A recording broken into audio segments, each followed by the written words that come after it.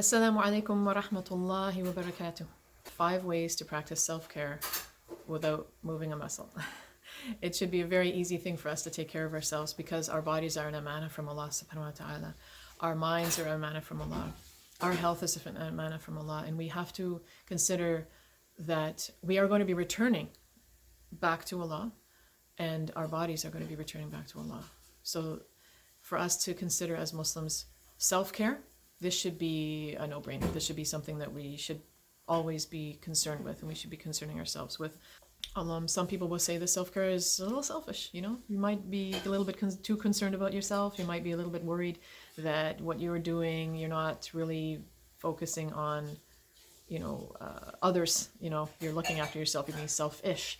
But it is farthest from the truth, especially for us as women, especially for us as mothers and caretakers and women who are at work. It's so important to make sure that you look after yourself because you are almost always in the service of somebody else. You're almost always in the service of somebody else. So it's very, very important. You have to look after yourself.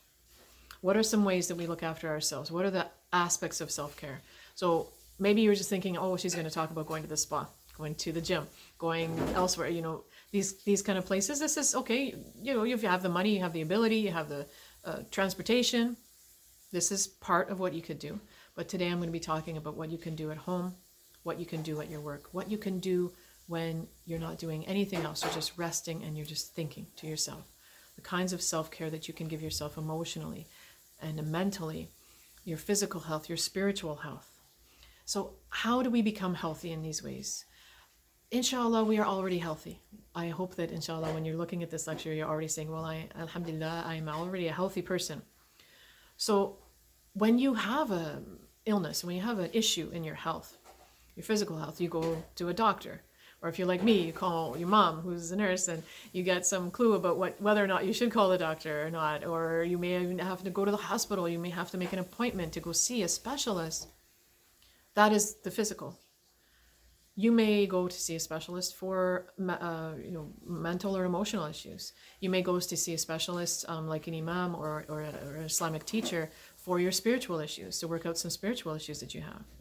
But what happens when you need the whole thing, the whole deal at once? Who is the expert on your health overall? Allah subhanahu wa ta'ala. So when we're saying to each other, take care of yourself, when you say you're not going to see somebody for a little while or whatever, and maybe somebody's having issues, and you take care of yourself, take care of yourself. What does that mean? So as women, as moms, as co-workers, as teachers, as professionals, as daughters, as mothers, as wives, when you say that you are going to the store, you need something, and you ask your husband or you ask your children or whoever's going to the store to pick up something, you say, I need some diapers. Do you need diapers? Because you probably don't, right? You probably don't need diapers. Who needs the diapers? The baby, right? The baby needs diapers. I need a new broom. Broom's finished. I need a new broom. I can't sweep with this broom. I need a new broom. Do you need the broom? Are you the only one that sweeps? Is that like, you go to bed holding the broom like it's, you need that personally? No, you don't need that personally. So it has a lot to do with how you speak, with the kind of words that come out of your mouth. This is why reading the Quran is such a benefit to us as Muslims, because when you say something and it comes out of you, you're using your tongue and your mouth to speak, you're speaking the words of Allah, then it helps you in all the aspects of your life. You are speaking the words of Allah, that kind of beautiful and good and perfect language coming out of your mouth. So we have to think about how we speak about ourselves. So you don't need diapers. The baby needs diapers. We need a broom. The house needs a broom, right? We need paint. The house needs to be painted. We're going to get some paint. Not what you need. What do you need? It's not wise to always be considering yourself as a part of something else. You are unique. Allah subhanahu wa ta'ala created you, and there are ways for you to look after yourself without being selfish. You do have to separate your needs from the needs of your house, from the needs of your work, from the needs of your car, from the needs of your cell phone, from the different needs that you have around you. Just think about yourself as separate, as unique, with a unique set of needs. What are the ways that we can do this? Ask yourself, what are my needs? What are my needs? What are the needs that I have personally, unattached to chores, unattached to, what you do? What are your needs? Ask yourself that. Ask yourself, what do you like to do? What do you have hobbies? Do you have something that you enjoy doing yourself? Not just, chores like, okay, I have to go to the store now, I have to go to this appointment, I have to bring my children here, I have to go to the school, not those things. What do you like to do? What do you enjoy doing? It might even be something from your childhood. It might be something you haven't done in years. What do you like to do? Figure out how to get to that point where you can do those things that you really enjoy. What do you delight in? Okay, so we're not just talking about hobbies now, we're talking about things that delight you. And I'm not talking about eating, okay? This is not about eating. I'm not talking about eating. I'm talking about the things that delight you. Activities that delight you. And I'm not talking about watching things. I'm talking about taking part, okay? What are the things that you really enjoy taking part in? This is what I'm talking about, self-care, okay? This is about self-care. We haven't lifted a muscle, have we? We haven't lifted a finger. It's all in here. It's all in here, and it's in here. Concerning yourself with yourself will improve your ability to look after others, okay? So, why? Why do we do self-care? Why do we look after ourselves? The most important thing that we can think about is that Allah subhanahu wa ta'ala has given us our health and our bodies as an amana. Allah has given us a short time to live in this life, and we must look after what Allah subhanahu wa ta'ala has given us. When people have things that we have to do at work, when they have other responsibilities, we're always thinking about our responsibilities towards the other. We have to think about our responsibility to look after what Allah has given us in ourselves. When somebody in our family passes away, when something that we have is lost, we say, okay, that went back to Allah, but we're going to go back to Allah. And we have to concern ourselves with what condition are we going to go back to Allah in? There is always a way for you to take a vacation, okay? We will look at these beautiful halal vacations, we see the ads and we're like, oh, going for Hajj, going for Umrah, going to beautiful countries and taking vacations and physically going somewhere. For some of us, this is not really a possibility. We can't imagine, through our responsibilities, our financial issues, our responsibilities that we have to our work and to our school and to our position. We just can't physically, travel somewhere. But you could always take what I like to call a mini vacation. You take a mini vacation in your mind. Okay, so you can leave your home and go and have a coffee with a friend. You can go for a walk by yourself during the daytime somewhere. Just go for a little walk and just have some time for yourself. If you're in a situation and people have gotten used to you not doing these things, there may be a little bit of a learning curve there. There may be some kind of, well, okay, why is mama all of a sudden got to be by herself? It's not all of a sudden, and it's not something that you are doing as a selfish thing. Continue to remind yourself that you need to be in good shape in order to help others. If your concern is that you are taking time away from somebody else or you're taking some rights from somebody, this is not what I'm talking about. I'm talking about making sure that you're in good shape so that you can be consistent in your help of others and your duties that you have to do. So it all comes back to that. So where can you do self-care? Where can you do this effortless self-care that doesn't even require you getting up off of your seat? The one place that you can do it is in your head. So when people talk about self-care, and they mention meditation as something being extremely helpful. But alhamdulillah, for us as Muslims, we know that we have our acts of ibadah, we have our dhikr of Allah, and we have the time for the salah to focus our minds and think only about the purpose of our creation. And this is a centering, and this is something that is extremely important. In your salah, you can't wash the dishes. In your salah, you can't clean the floor. In your salah, you can't change the baby's diaper, can you? And there's no reason for you to be thinking about these things in your salah, right? Life will continue when salah is over. And so this is the first thing. Seek refuge in your salah. When Allah subhanahu wa ta'ala has given us the salah, it's a gift for us, not only to fulfill a duty. We shouldn't think about our salah as a chore, but that we're fulfilling a duty that Allah subhanahu wa ta'ala has given us, but it's also a gift.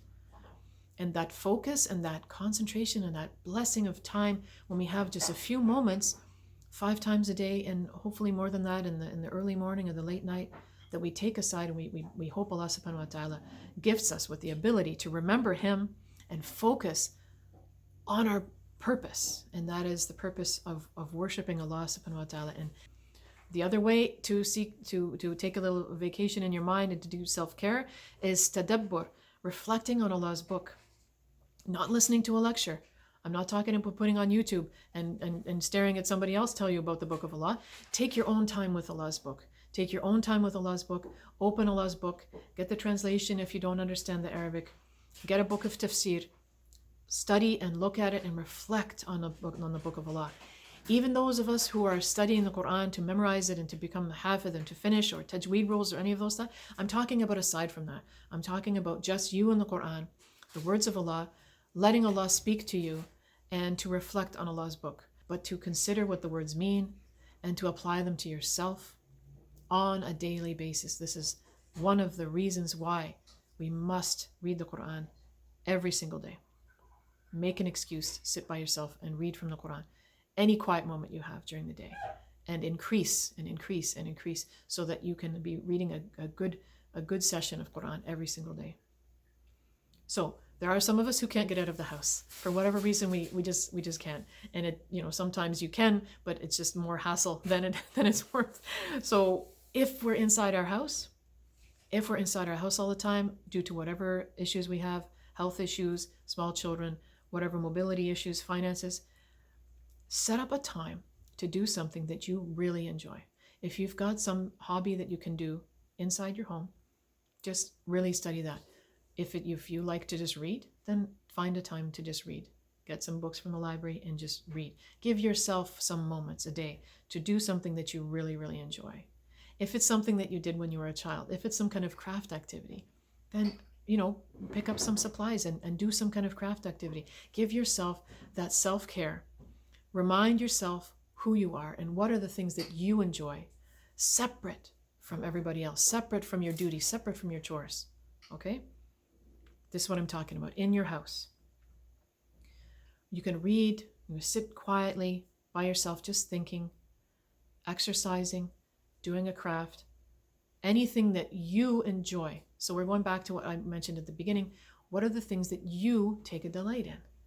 Seek out ways to do those things. Try to do them as much as possible, in parts, little bits here and there throughout your week. If you are able to leave the home for any period of time, then try to meet some friends for lunch, or have some coffee or tea, or just go over to the masjid if you're close enough to a masjid or musalla, just to sit by yourself and read Quran and just reflect on the book of Allah and just do thinking by yourself. Go for a walk. There's all kinds of exercise programs that we can use with the phones and the TV and the internet and everything. But for you to physically leave your house and go outside and go for a walk, you get that fresh air, you get that mobility. Moving forward is much better than standing still when you're exercising. And for you to go out and, if you can, view some aspects of nature when you're outside, this kind of grounding thing, people are only discovering this now after we've built all these humongous cities and nobody ever gets to see a tree. But to be out in the nature, you will not believe how consistently going out into the nature and going out and seeing the creation of Allah, how that can feed your soul and make all of your other tests easier for you when you return. If you're able to leave your city, if you're able to leave where you live and you're able to go on a trip, go to a trip to another city. Just take a day trip and go somewhere else and just go and see what it's like in a different city. Go and see what it's like even in a different neighborhood of the same city. If you've got like a sprawling city, go on a weekend trip to a class or an event in another city. If there are events for Muslims in another city, book that in, pay for that, deal with that, go on a trip and go with other people and learn, some aspect of the deen or take a part in some kind of charitable activity outside the city.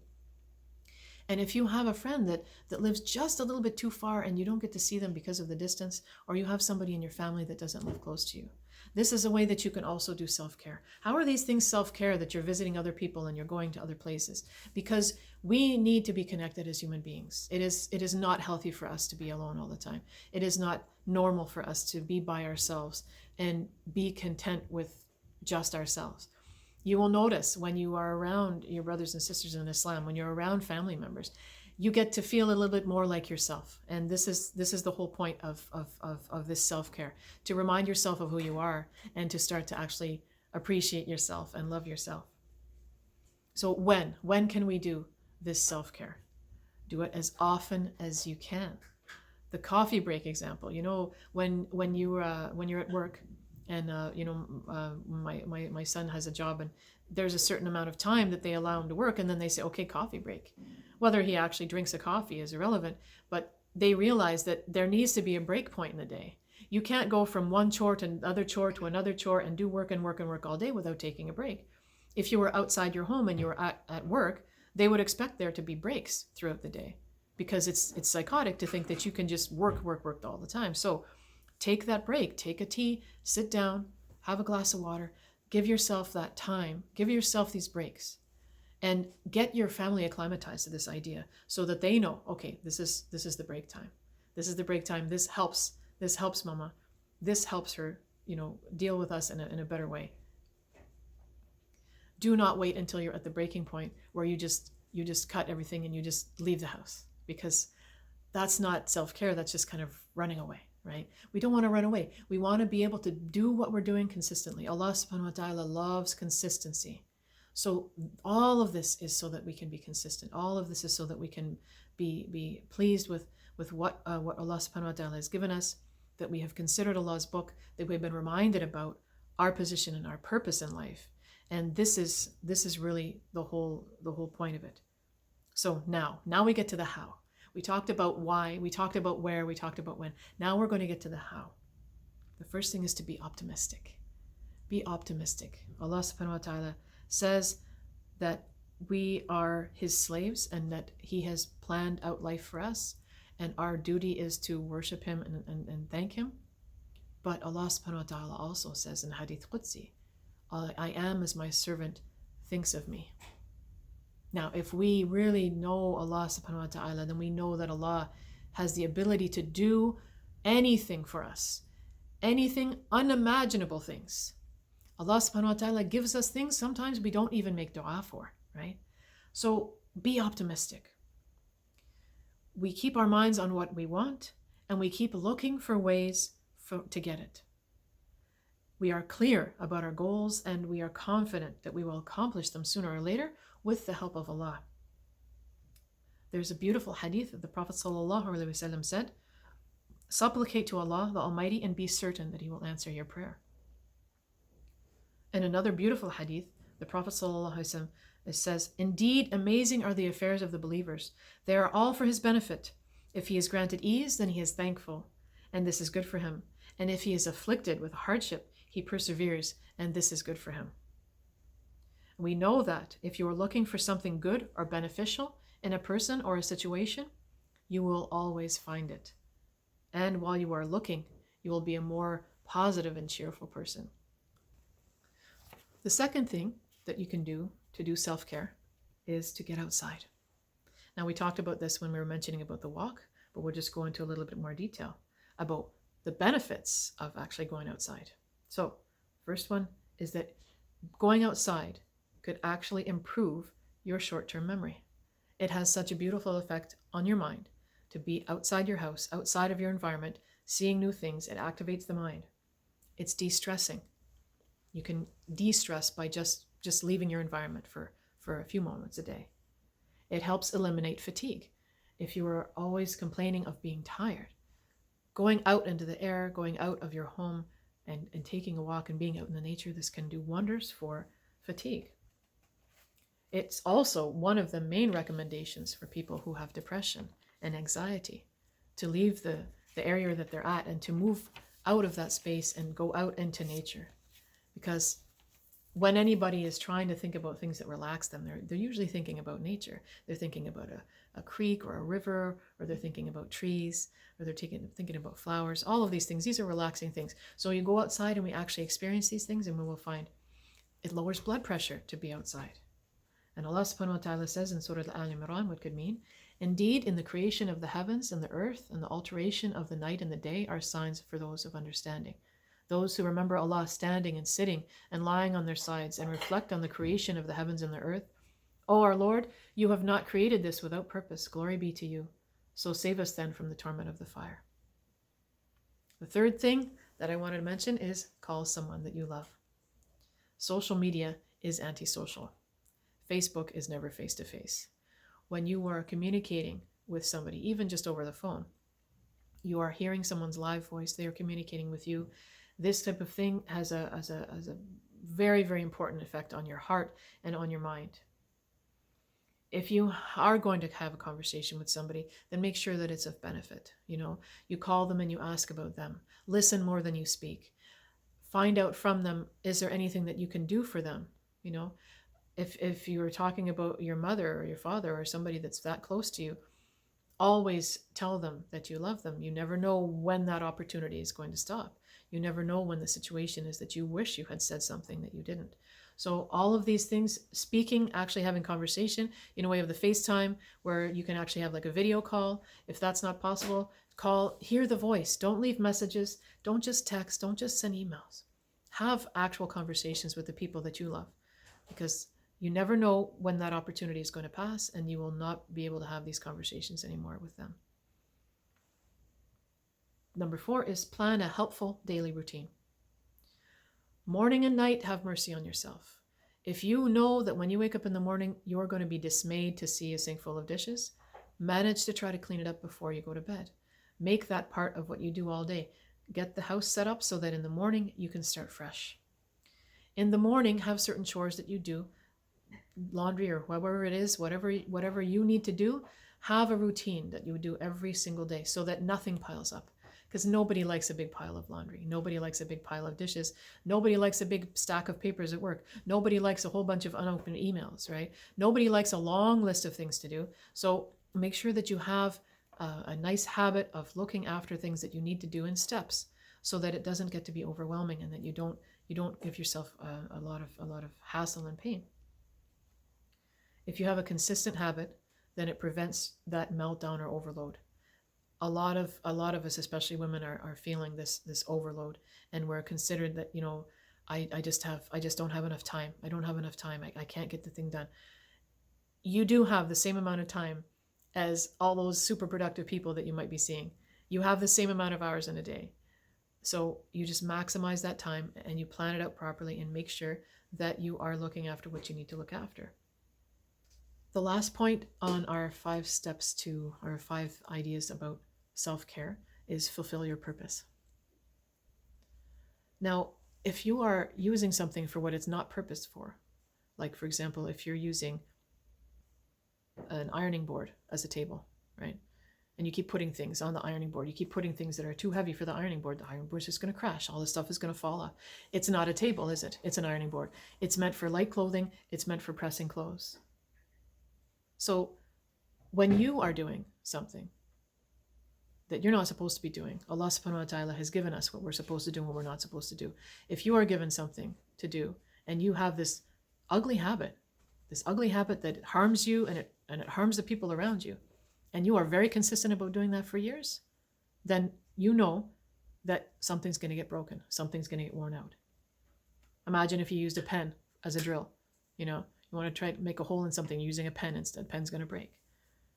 If you use a shoe for a doorstop, the shoe's going to get scuffed up. It's going to be useless after a while.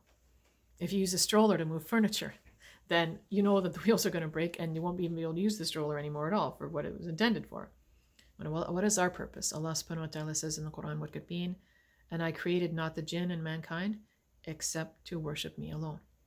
So when our days are not centered on worshiping Allah alone, when we are prevented by our ugly habits of actually doing what we're supposed to do, then we know that something's going to get broken, something's going to get worn out. So where do we start? We have to remember Allah subhanahu wa ta'ala, and we have to remember ourselves and center on what we're supposed to be doing. Allah subhanahu wa ta'ala says what could mean in Surah Al-Ra'd, those who believed and whose hearts have rest in the remembrance of Allah, verily in the remembrance of Allah do hearts find rest. So the cure to fear and grief, Allah subhanahu wa ta'ala says, indeed those who believed and those who were Jews or Christians or Sabians before Prophet Muhammad sallallahu alaihi wasallam, Those among them who believed in Allah on the last day and did righteousness will have their reward with their Lord, and no fear will there be concerning them, nor will they grieve. So when we say Hasbi Allah wa ni'mal wakil, Hasbi Allah wa ni'mal wakil, Allah is enough for us, and He is the perfect one to look after our affairs. When we say in Ayatul Kursi, يَعْلَمُ مَا بَيْنَ أَيْدِيهِمْ وَمَا خَلْفَهُم, we are saying that Allah knows what is coming and what happened. So what is coming? Something we're afraid of. What has passed? Something we feel grief about. So we say, inshallah, we have no fear and no grief if we remember Allah and we expect that Allah subhanahu wa ta'ala will make our affair easy for us. So that was 5 ways to practice self-care. And inshallah, you don't have to lift a finger. These are things that you can do right away. You can begin right away and you can start looking after yourself. Because you know how they say, when mama ain't happy, ain't nobody happy. And when a woman is not happy and when a woman is not taken care of, then there are so many problems that come around her because of that. We have to be strong. We have to love ourselves. We have to take care of ourselves. And we have to make sure that we teach others that we need to have self-care. We have to make sure that people understand that we need that self-care and that they have to facilitate that for us. Many times when a woman says that she cannot do these things for self-care, even the things I mentioned here where she doesn't even have to leave her house, even these things will be difficult for her if she doesn't have that support. So have a conversation with those people around you. Have that conversation with the people in your house, whether you're a mom or a daughter or a sister, or whoever you are in your home. Make sure that you have this conversation. Have it today. Start this conversation today and say, you know what? I really need to take some time for myself. I need to take a breather every once in a while, and I need your help in doing that. And inshallah, you will find them receptive and helpful. And may Allah subhanahu wa ta'ala have mercy on everybody to practice self-care, an Islamic self-care, a beautiful way of looking after yourself, reminding yourself of your purpose, and centering yourself every day. Assalamu alaikum wa rahmatullahi wa barakatuh.